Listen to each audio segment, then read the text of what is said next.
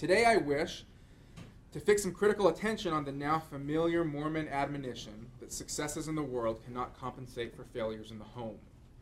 What are the key differences between our family lives and our lives outside in the world?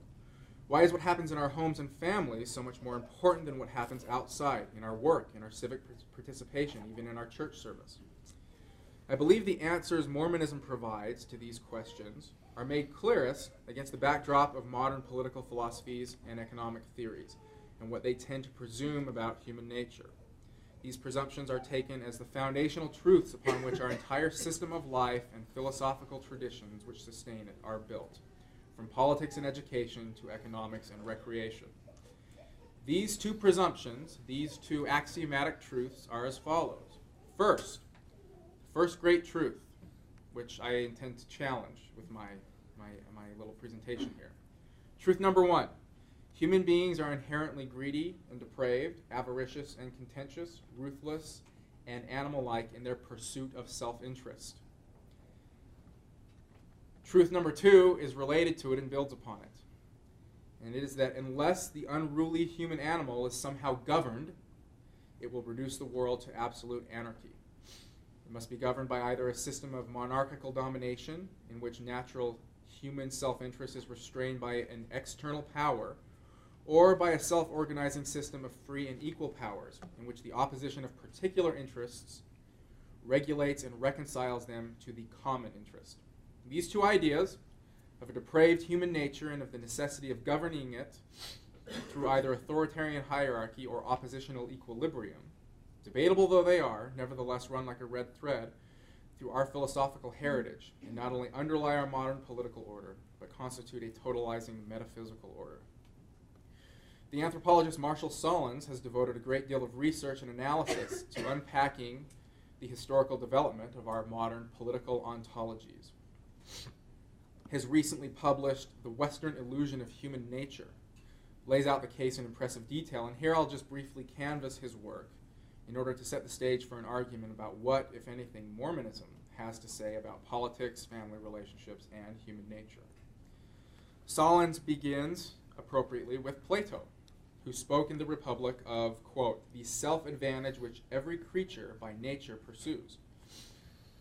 Aristotle described human nature in similarly lurid terms. Quote, appetite is by nature unlimited, and the majority of mankind live for the satisfaction of appetite. Aristotle continues, describing man as a, quote, wild animal, for appetite is like a wild animal, and passion warps the rule of the best men. Hesiod believed that in the absence of imposed justice, people would literally devour one another. Quote, wretched and godless, cheat their parents, destroy each other's towns. In Hesiod's account of the universe, there is no order without supremacy and hierarchy. Thus, humankind had to have its nature subdued by Zeus and the gods. Thucydides described a violent civil war at Corcyra, in which humanity's depraved nature was on full display. Here's a quote. Human nature, always rebelling against law, and now its master, gladly showed itself, ungoverned, above respect for justice, the enemy of all.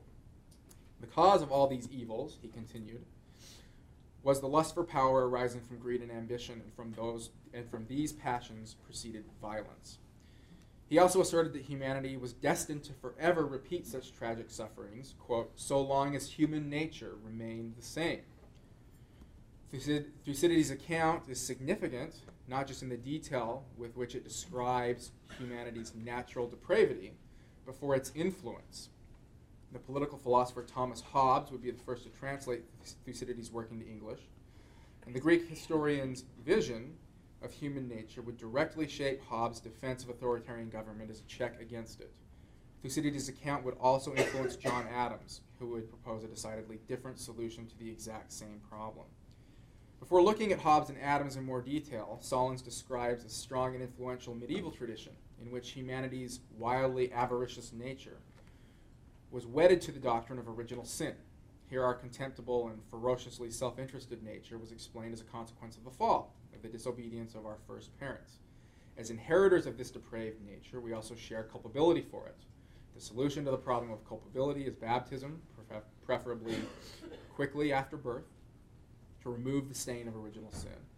And the solution to the threat that human savagery would continue to rear its ugly head even after baptism was, of course, monarchical power, kingly rule by divine right. Medieval thinkers from Augustine and Aquinas to Dante and St. John Chrysostom. Chrysostom actually wrote that if you took away our rulers, quote, we would live a life less rational than animals, biting and devouring each other. These thinkers tie our shared natural depravity with the transgression of Adam and Eve, as well as to the need for authoritarian rule. Such thinking reached its apogee with Hobbes, who in Leviathan described the human state of nature in which we are all permanently at war with all. Hobbes' solution was a uniquely powerful sovereign who would hold the human race in perpetual awe and check our natural dispositions with fearful coercion. John Adams accepted Hobbes, and by extension Thucydides' dismal view of human nature, but proposed an alternative solution. Drawing on a philosophical tradition which borrowed from the experience of early medieval republics of Italy, as well as emerging traditions in the Anglo-American Enlightenment, and particularly reaching into the classical tradition, Adams argued, in an essay entitled All Men Would Be Tyrants If They Could, that all men would be tyrants if they could. Here's a quote. Every man who has ever read a treatise upon morality or conversed with the world must have often made the observation that the selfish passions are stronger than the social, that the former would always prevail over the latter in any man, left to the natural emotions of his own mind, unrestrained and unchecked by other power extrinsic to himself, end quote. The solution was a government of counterbalancing powers. As opposing interests clashed and competed, their destructive dispositions would be transformed into beneficial effects. Adams advocated a republican form of mixed government, reserving sovereignty to the people after the manner of Athenian democracy, but combining democracy, oligarchy, and monarchy into a single system. The power of the popularly elected lower house would be counterpoised against that of the natural aristocracy of wealth in the Senate, with both opposed by a single executive authority. Each of these powers, if left alone, would resort to tyranny, but poised against one another, the resulting opposition and rivalry would produce domestic tranquility. A similar view of the generally beneficent effects of individual self-interest was laid out on the plane of economic production and commerce rather than politics on the eve of the American Revolution by Adam Smith. His was a world in which the aggregate effects of the pursuit of individual self-interest on the part of all would work like a great invisible hand or invisible God to the benefit of all as well as to the maximal production of wealth. It is worth noting that much as we are conditioned to believe that there are enormous differences between our current political and economic ideologies, and as much as the parties involved would like to claim Smith and Adams as their exclusive intellectual heritage, the fact is that politics and economics today in the West are debated well within the parameters laid out by these two great thinkers. I have presented this admittedly oversimplified history, if only to illustrate the degree to which the notion of a relentless, aggressive, self-interested, and self-aggrandizing human nature has taken root in our collective imagination. Yet alternatives do exist, conceptions of the human condition undreamed of in our received philosophies of human nature. If the received wisdom revolves around self-interest, what then does it mean when the terms self and interest apply not to individuals, but to transpersonal relationships? Kinship, family relations, represent an entirely different plane of human action and interaction in which the conventional myths of a depraved and self-interested human nature have no obvious place or purchase. Family and kindred relations are the source of our most meaningful experiences, our deepest sentiments, and our most lasting attachments. They govern who we are in ways that our economic and political relations could never dream to match. Our modern ideas about human nature are in fact culturally specific, though it is a spreading culture, and the productions of our particular histories. Yet kinship is the one true universal of human sociality. One would think that our notions of human nature would begin at home, in our families, yet that would yield something far removed from self-interest, since family is the place where charity truly obtains. There is some acknowledgement of this in our intellectual and philosophical tradition as well. Both Plato and Augustine described ideal human societies as ones based on kinship. Greater yet was Aristotle's formulation of kinship as the basis for all human social relations in Nicomachean Ethics. This is a long quote. Parents then love their children as being themselves. for those sprang from them are, as it were, their other selves of theirs, resulting from the separation. Children love parents as being what they have grown from, and brothers each other by virtue of their having grown from the same source.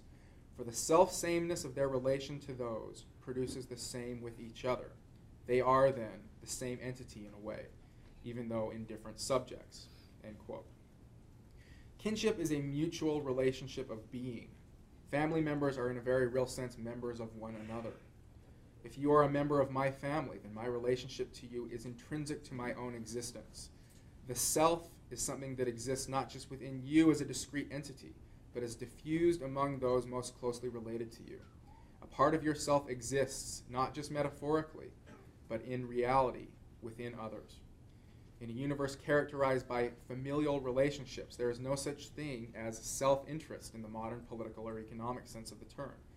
Kinship and kindness have the same roots. We participate in one another's being. We share purpose and essence. Familial relationships also defy the basic logic of our modern politics and economics in other key ways. Whereas the latter focus so much attention on the rational pursuit of self-interest and the imperatives of efficient productivity, family life is utterly different. We commit the resources and time and energy we do into our family responsibilities with no regard for rational calculation, for a measurable return on our investment, or for something like efficiency. Maybe when it comes to things like household chores, we strive for a degree of efficiency, but when it comes to the serious work, to teaching our children what they need to navigate the world, to cultivating strong, loving bonds between spouses, to instilling values, to pursuing happiness together, to caring for those we love and ensuring that they feel our love. When it comes to these pursuits, our successes and failures, and there are always both, are not measurable with the logic of accounting, of returns on investment, of efficiency or workplace productivity.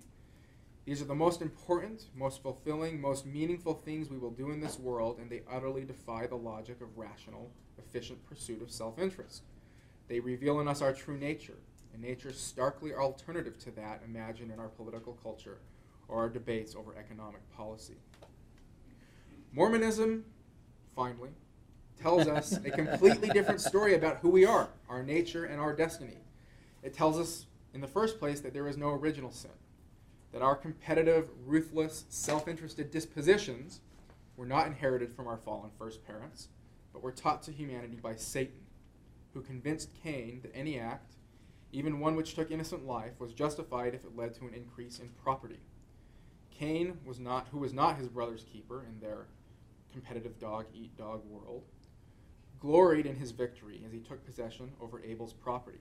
He claimed that it made him free, as we are all taught to equate the control of property with freedom, and increased property with increased freedom. The Mormon gospel teaches us that we are to understand ourselves first and foremost in terms of familial relationships, as sons and daughters of Abraham, of Adam and Eve, and of heavenly parents. Adam never refers to him as God, but only always simply as Father. We are taught that our family ties define who we are and define who we will become. That families not only can be together forever, but must be together forever. We are taught, like Enos of old, that the love and charity which obtains within a family should extend outward in an expanding circle that encompasses not just our friends and allies, but even our enemies. We are taught that priesthood is, at its core, the power to forge, through sealing, familial bonds stronger than those which arise from our natural genetic ties. And we are taught that kinship bonds can extend beyond our natal families, outward in space and backward and forward in time. In our effort to quietly forget the fact that Joseph Smith spent the latter years of his life multiplying his marital relationships, we have completely forgotten that the prophet kings of bygone Mormonism routinely had men adopted to them as sons. Whatever the source of our inability to fully understand now what Joseph was doing then, he clearly felt that marital and parental bonds on earth most closely approximate the kinds of relationships which obtain among and between all beings who participate in celestial order, and he believed that part of that order could be extended into this earthly experience. Remember, when Jesus was asked about his family, he pointed to his disciples and said, "Here they are." Family relations are defined by a self that exists not just within you, but inside others. And we are taught not only to love others as we love ourselves, but that perfect love will transform us in such a way that when we encounter Christ, we will see ourselves in him, see who we really are, our image in his countenance as his is in ours. We are taught that the true nature and purpose of our existence lies not in the great and spacious high-rise of the world, but in the radically different reality on the other side of the yawning gulf, where it wasn't enough for Lehi to experience the love of God alone, without his family with whom he longed to share it. Finally, the religion of Joseph Smith resoundingly rejects theologies and philosophies which reduce us to our basis of impulses and debase our potential. It teaches us that we can discover and build upon our true nature and true potential by submitting, not as a vile sinner to a contemptuous authoritarian God, but as a child submits to a father. It is in our homes, in our family lives and family relationships, and in the extension of these bonds outward into the world that we find our truest selves. If this paper has a bottom line argument directly related to the topic of the panel, it is that any call for truly radical homemaking must recognize at the outset the full implication of what it means to make our homes and our family lives more important than our worldly experience, our home and our family selves more important than our worldly selves. That the real power of the atonement to transform us into a celestial community begins when we define ourselves first and foremost as kin, as members of the same family, as descendants of the same lineage, where, as in the sealing room and on the page of the patriarchal blessing, the dominant metaphor for human sociality is infinite kinship, and, most importantly, where the metaphor is also real. Thank you.